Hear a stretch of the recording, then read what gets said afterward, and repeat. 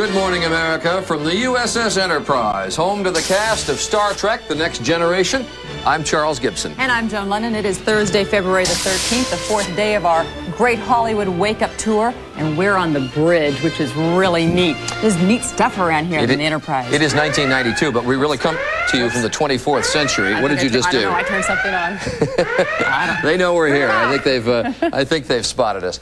But we are going to be on the sets, really, of the Star Trek: The Next Generation. And there are a lot of them. Through the day, yes. We have a little model here of the Enterprise, and this is what it's supposed to be. Theoretically, the ship is half a mile long, and theoretically, we are right here in the top. That's where the bridge is located. But in reality, the USS Enterprise is really about a dozen sets scattered around 3 sound stages here on the Paramount lot. For instance, the 10 forward lounge, which is supposed to be 10 decks down, and in the front of the ship, in truth, it's about 25 feet over here. But the detail on this set, on the bridge, is really amazing. For instance, back here where the crew sits, the control seats, they all swivel. And there's some very authentic-looking things here built into the arms. I love the way these control panels swivel around, and you can use them just about any which way. This is authentic even over to the plaque on the wall here, the dedication plaque for the USS Enterprise. It says here it was launched stardate 40759.5, which I'm told translates to year 2363. That's when the ship was launched. Made in the Utopia Planitia Fleet Yards. In Mars. In Mars, of course. Where else would it be built?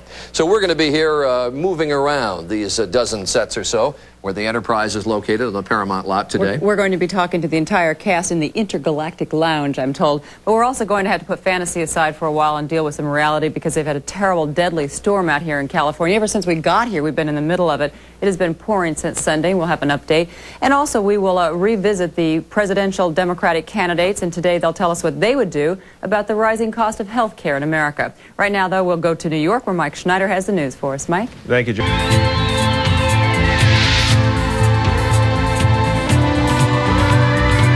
In our next half hour, the cast and crew of Star Trek: The Next Generation.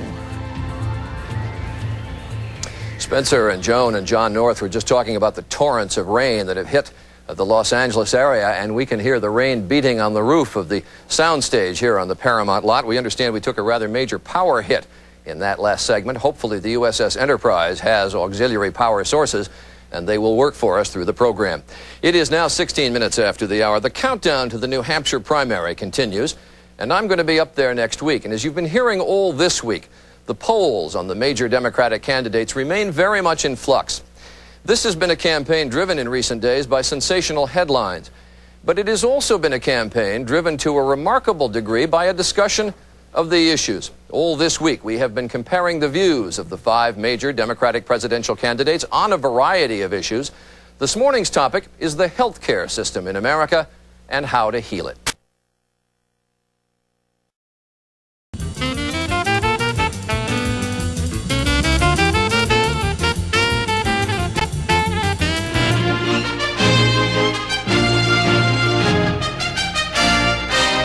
Alan Shepard. As America's first man in space, let me express my very best wishes to the crew of the USS Enterprise as they explore new galaxies and unknown worlds. Good morning, America. And good morning, everyone. I'm Joan London. And I'm Charles Gibson. Good to have you with us. It is Thursday, February 13th. We are on the set of Star Trek: The Next Generation, and that was very nice for Alan Shepard. It really was. To do that. So many of the astronauts apparently big fans of Star Trek. And it is interesting that many of the cast were inspired by the astronauts. One of the cast members that I'm going to be talking to in this half hour, Michael Dorn, who plays one of the Klingons, Lieutenant Worf, I believe, wanted to be an astronaut when he was a kid. Didn't happen, but he got the next best thing, which is to be in this cast. Well, the next best thing for us, though, is to be making this our backdrop this morning. And these are some rather snazzy digs. Look at this, the bed and the whole area. This is a little bedroom here. These are the guest accommodations the Enterprise on is the the USS guest accommodations, right. and we, of course, are guests this morning. We're going to be talking about where we are, really. It is interesting that on these very sound stages, on the Paramount lot, the original Star Trek was made here, and they use it still for the Star Trek: The Next Generation. But there is so much history on the Paramount lot. We've been talking about all the lots that we visited. The Disney lot, where we were at Warner Brothers yesterday and on Tuesday. It's interesting, these studios that grew up in the movie age now devote so many of their resources to television. I guess that's sort of a sign of the times. But on this Paramount lot, 3,000 movies made in all, including the first Best Picture Academy Award winner, Wings. They made The Godfathers, All the 1, 2, and 3. 10 Commandments made here. Also, the Indiana Jones movies made here. As I say, 3,000 movies in all. Shane, another one that was made here, the great Western of the 50s. And we'll be looking at the history of the Paramount Studios in this half hour. But let's go to Mike Schneider, who's standing by with the news. Probably in the driest place in the state of California, Spence. That is for sure, Mike, because I'm inside, still in the Starship Enterprise, and of course you must be properly attired to fit in here, so I've found a commander's uniform, and I'll tell you more about this and this location in just a moment. But first, let's go to the maps and take a look at, we're not going to the maps actually, but to videotape of a back here in 10 Forward, which is the bar and general hangout on the Starship Enterprise, and I'm going to try to sit down in these tushy huggers. We'll see if they hold up. Oh, yes. And I'm still looking for a cup of coffee. You think I can get some coffee around here, bartender? That doesn't look like coffee. What is this? Gorgon stomach extract. I see. Regular or decaffeinated? Both. Great way to start the morning with Gorgon stomach extract. Here's looking at you. A history of a studio of paramount importance in just a moment when Good Morning America continues.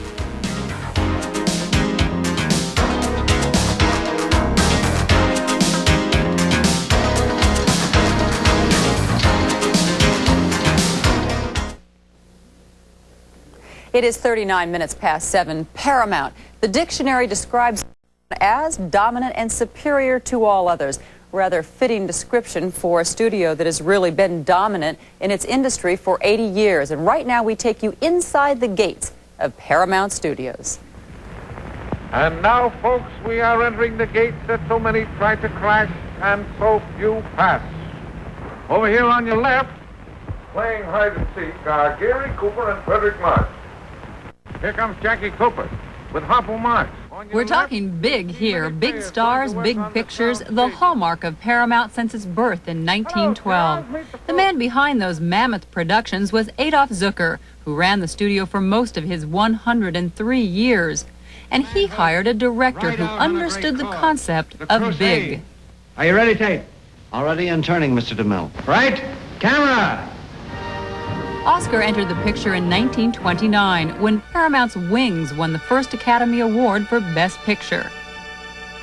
Of the 3,000 movies to follow, these faces in films are but a few. The Marx Brothers, Mae West, Bob Hope and Bing Crosby on the road to Singapore and everywhere else, Sunset Boulevard with Gloria Swanson, and Alan Ladd as Shane. A.C. Lyles got his first job in Paramount's mailroom. When I came here in 1937, they tell me, that was 55 years ago, they say, A.C., you were here during the golden years. It's true. We made a lot of pictures, we had a lot of stars, and one time or another, every star, every writer, every producer in town has worked on the Paramount lot. So today, although we're making fewer pictures, we're making bigger pictures, we're making better pictures, and we're making pictures that are better received. So when the gates of Paramount swing open today, you see the stars of 1992, like Harrison Ford and Ann Archer shooting Patriot games, the popular TV shows, Cheers, Star Trek, The Next Generation, Wings, and of course the ever so entertaining Arsenio Hall. What's that? That's Good Morning. No, I told y'all, this is Good Morning America. Go. Hey, go home. Bye-bye. Bye-bye. Y'all make me nervous. Go. Shame on him. An enterprising cast comes trekking in when Good Morning America continues from Hollywood.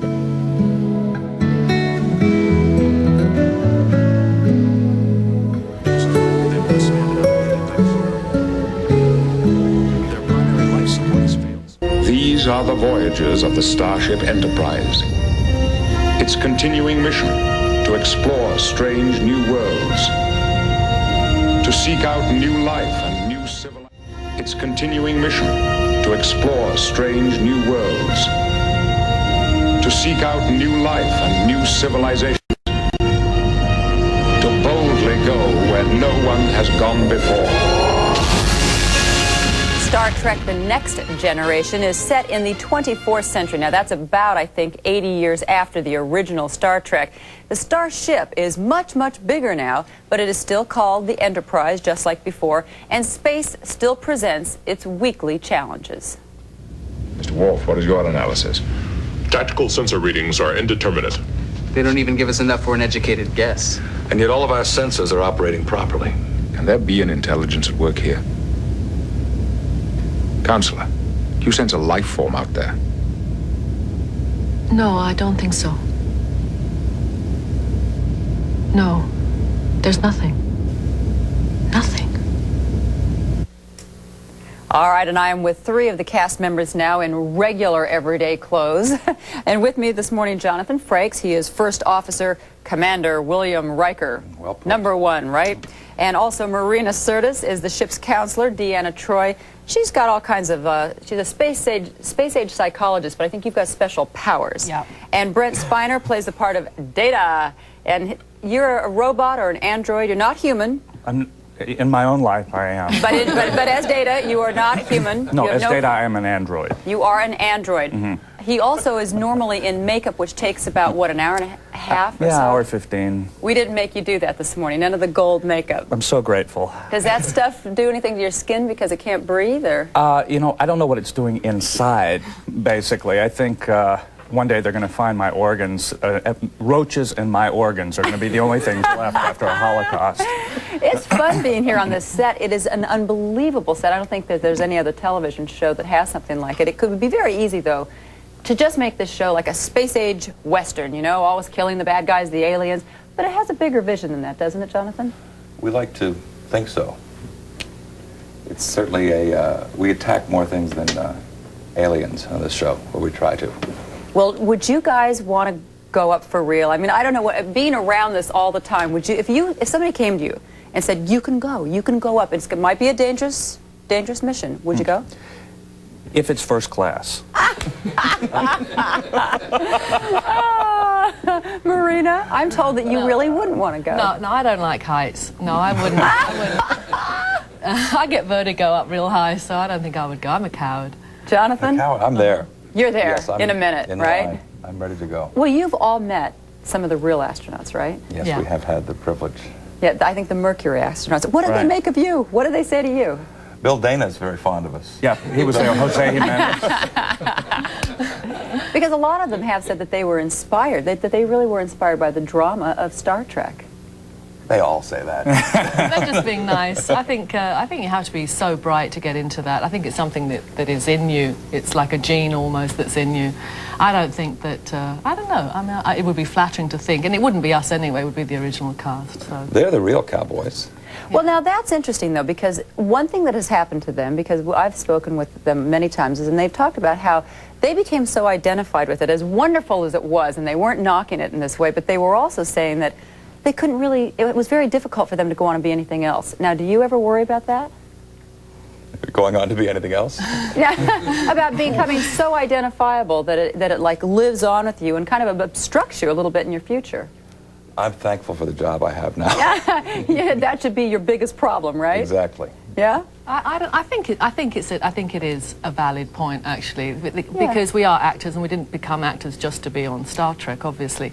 But I don't think we're going to be as legendary as them, because they were the first, and they've been doing it for so long. I don't think in 25 years' time we're going to still have our uniforms on. Yeah, but you all go to the big Star Trek conventions, right? Oh, yeah, yeah. My godson is a Trekkie, Brian Dillingham, and he sent me one of these. Because when I walked in here, they said, did you steal that? No, I didn't. Did you buy that? I said. Brian Dillingham sent this to me so I could communicate with all of you today. And we're going to be communicating with you a little bit more later in the show. Thank you. Thanks for inviting us here. We're going to come back in a moment, and Charlie's going to be talking with some of the other cast members of Star Trek: The Next Generation. The first space shuttle ever tested was named the Enterprise, after the original Star Trek's starship. It is now 9 minutes before 8 o'clock. We're joined by 3 more members of the Star Trek cast. The USS Enterprise travels at warp factor 9.6 in Star Trek lingo. That is hundreds of times the speed of light, but that's never fast enough to keep the ship or its crew out of danger. We will have about 15 seconds of useful consciousness, then about 10 seconds of extreme disorientation, then we pass out. Okay. Once the air is evacuated, one of us is going to need to get to that panel to repressurize the bag. We're ready. EPS taps online. Phasers firing.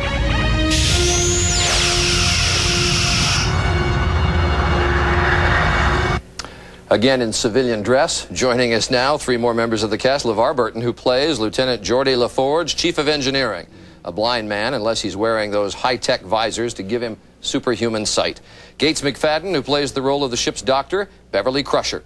And Michael Dorn is a Klingon named Lieutenant Worf, Chief of Security. He's joining us without his special effects makeup, which takes, I'm told, 90 minutes to put on. 90 minutes. Let's deal with the makeup questions right away. First of all, can you see very well in those? That's the irony.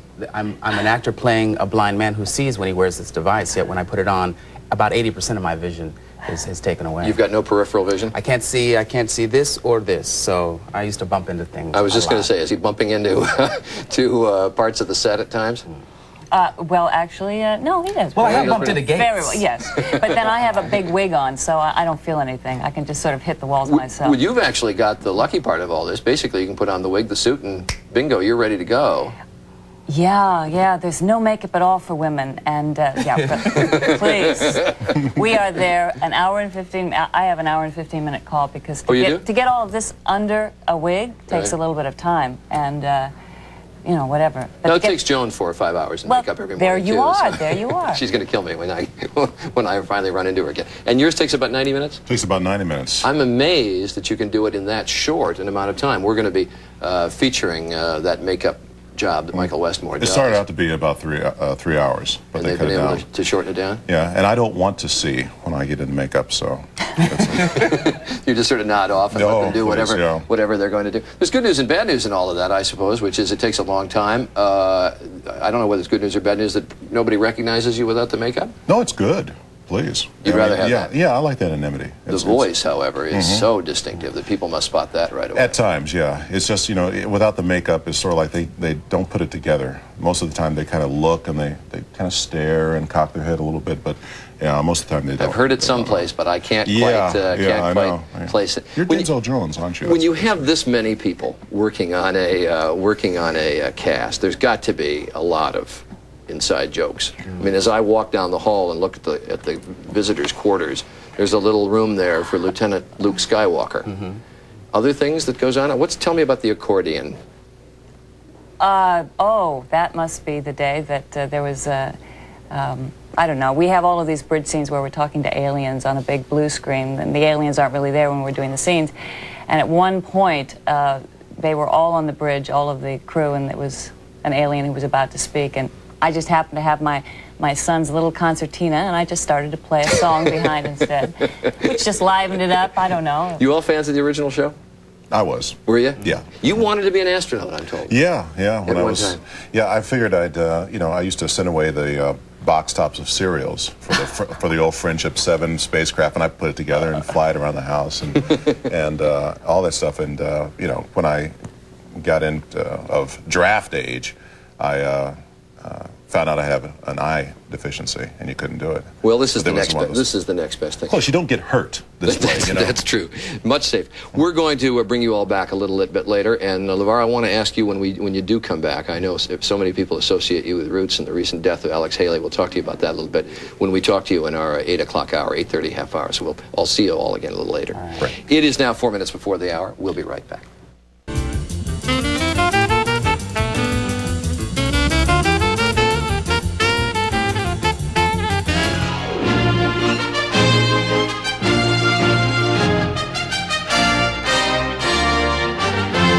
Somewhere. Good morning, everyone. I'm Charles Gibson. It is the Great Hollywood Wake Up Tour, day number 4, and we are on board the USS Enterprise, the sets of Star Trek, The Next Generation. And I'm Joan London. It is Thursday. It is February the 13th. Right now, we're in the Observation Lounge, which is really cool because look at out there. You see the final frontier. And Gene Roddenberry, the late Gene Roddenberry, who really created this program, he really believed that in the 24th century there would be very, very little wood. It would be a precious commodity. So you don't see a lot of wood around. But look at this, where it's really important, they put the nice touch here of the wood. And he was really astute about all those little kind of touches. Yes, he was, and the detail on this set is really amazing. And we're not moving at warp speed because you can see all those stars out there, but maybe we'll pick up to that speed a little bit later in the program. You may have noticed, if you've been watching through the week, that we are sort of equal opportunity visitors this week. Yes. We were on one ABC set, one NBC, one CBS, one Fox set tomorrow, Beverly Hills 90210. And this program is distributed in syndication. It's a syndication program, which means it's not carried on a network, but it is sold to each local station that carries it individually. The fact that we're on a Fox set, the fact that we're on a syndication set, points up all the new sources of programming that exist in television. And we're going to have a very unique half hour, because we're going to be talking in this half hour to the entertainment chiefs of ABC, CBS, NBC, and Fox about the future of television, the future of the kind of programming that you'll be seeing in coming years. But right now, let's go to Mike Schneider, who's standing by with the news. Mike? All right, Mike, thank you very much. And right now, Spencer Christian is over in sick bay because, as we all know, he is one sick puppy. Sick guy. I knew that was coming, Joe. You telegraphed that one way out of left field. Okay. Yes, I am, and in just a moment, we'll tell you more about what goes on here in sick bay, and we'll be joined by a very important doctor from the Starship Enterprise. But right now, let's go to the maps and take a look at today's weather. With me now in sick bay is Gates McFadden, who plays Dr. Beverly Crusher. An appropriate introduction. Is that why they call you the Crusher? Absolutely, absolutely. Tell us about some of the gadgets you've got here, Doc. All right. Well, this is the medical tricorder, which is the very, very essential item to have in your sick bay in the 24th century. You can do a little diagnostic. Am I in good condition? We'll talk about it later. And all sorts of things come up on the little medical screen here. We don't want them to see that. Very fancy-dancy. And then these are tools that, well, I don't even want to tell you what we do with those. I don't even want to know. Hypo spray. Rubber gloves, please. We have antiques from the 21st century. Actually, that's not supposed Dustbuster? to be. But anyway, so all of these things function to keep you very healthy and fit in the 24th century. Okay, we'll complete the diagnosis during the break. Okay. Back to Joan. He didn't look sick to me. I think he's faking it. The next 10 years of television when we come back.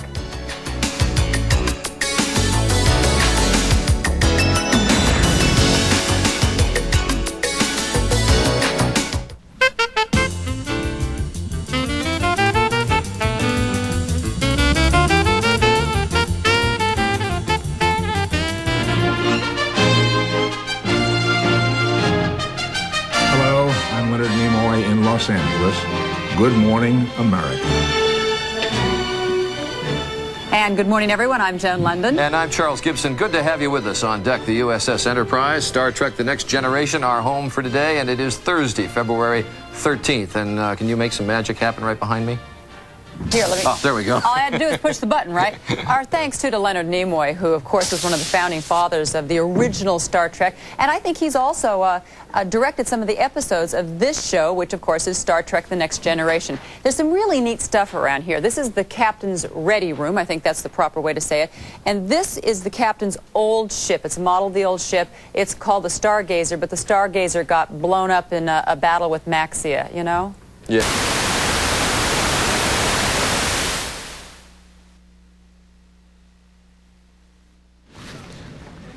Us here. All right. We've just we can see you. We just took a power hit. I'm now a robot. We are still on the air in the captain's quarters here. In this half hour, we're going to look at cosmetic surgery in Hollywood. We're going to look at the makeup jobs they do on Star Trek. We're going to get our lights back, hopefully. But right now, we're going to go to Mike Schneider with the news. These rains have had an effect out here, Mike. Oh, those dirty Klingons. Good luck to you. Hopefully, we'll get back with them in a couple of moments. In the meantime, we're going to tell you about the news in the news. Now, I think we'll get an explanation about how this works from LeVar Burton, who plays Lieutenant Commander Geordi LaForge. Hi, Spencer. How are you? Good to see you. The great thing about the concepts that we use here on Star Trek is that they're actually based in fact. So this is, as I understand it, how this works. Okay. 4 floors above us, there's a device that shoots a stream of hydrogen into this tube. Right. 8 floors below us is the antimatter injector. Okay. Matter and antimatter meet here in the dilithium chamber. That gives us all the power we need to drive the warp engines. Sort of like the way the weather maps work. Matter and antimatter work and clash, and The result is confusion. There you go. Thank you very much, LeVar. You're welcome. Good to see you. Good to see you too. All right. We'll take a look at Hollywood at face value, cosmetic surgery, in just a moment when Good Morning America continues.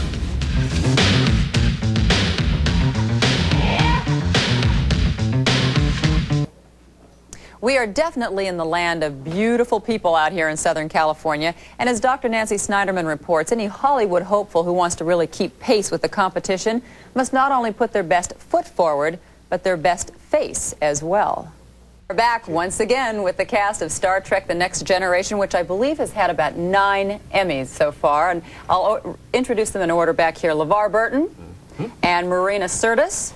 Right here, Brent Spiner without his gold makeup on so that you recognize who he is. Gates McFadden, Michael Dorn, and Jonathan Frakes. And, you know, we were talking just before we came back from commercial about the fact that this program where we are this morning is so different from all the other programs where we've been all week long, which have been situation comedies. There's an audience there, and they go through these rehearsals, and then they shoot it with 3 cameras. It seems like this is almost more like a movie, the way it's shot. Oh, did you say we were going to do movies? Absolutely. You've already done your movies. We love that room. And do you do it out of order?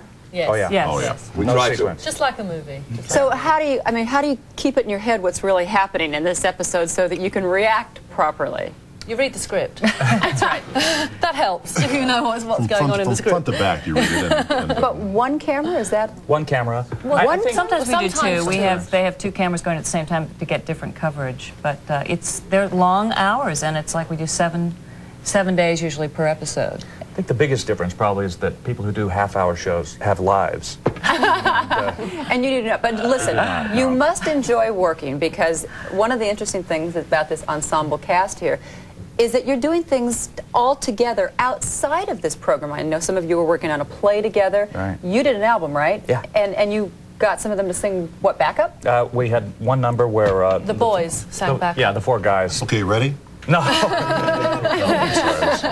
They did the background vocals, and they were sensational. We did an Ink Spots number, and we called ourselves the Sunspots. So you obviously all like working together. It's because the dynamic. About this job. Yes, It really is. yes. I mean, I know it's everybody cliched, but we all actually like each other. I mean, except for Jonathan. Yeah. Well, I remember talking to you, LeVar, when you were first coming on the show. And, you know, you have to come into this cast that's there. And you got to work into the dynamics of it all. It's been fun. It's been one of the best working experiences of my career. I really love these people, and it makes these people make it worth it to come here every day and do this. Well, you know, Gene Roddenberry, who passed away, of course, is the creator of this, and I know Charlie said he'd let you have a chance too, LeVar, talk a little bit about Alex Haley, since you're so associated with Alex Haley, and he just passed away. Yeah, Alex just passed. I think we're all really lucky to have had the experience working with Gene. Alex, again, another giant in his field, who has passed. Both men of tremendous vision, and it's nice that we're able to honor their memory. You bet. Lucky to be able to work on programs like this. It's been a lot of fun. We really thank you for inviting us here today. Neat set. Don't leave. Don't go on. Didn't you hear? I should have already said we'll be back in just a moment. You know, Paul Bunyan died. He was a giant in his field.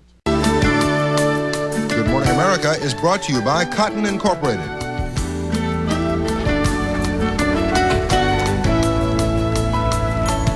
Thanks to everyone here at Star Trek The Next Generation. Tomorrow we'll be at Beverly Hills 90210. We finish our series with the Democratic presidential candidates. Tomorrow, what they think that should be done to improve American education. And where do we finish this show but the transporter room? So let's beam out of here. From all of us at Good Morning America, have a cosmic day.